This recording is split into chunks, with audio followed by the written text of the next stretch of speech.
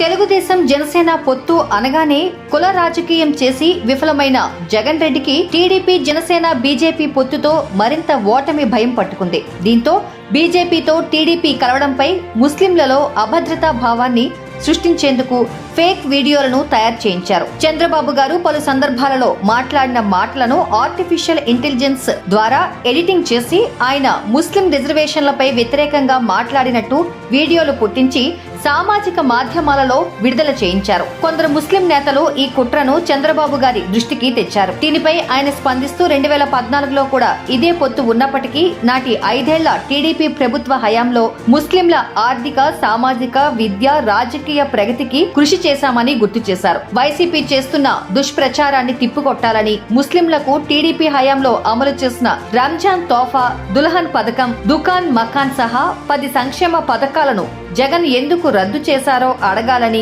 ముస్లింలకు సూచించారు. ముస్లింలకు పూర్తి భరోసా కల్పిస్తామని టీడీపీ అధినేత చంద్రబాబు స్పష్టం చేశారు.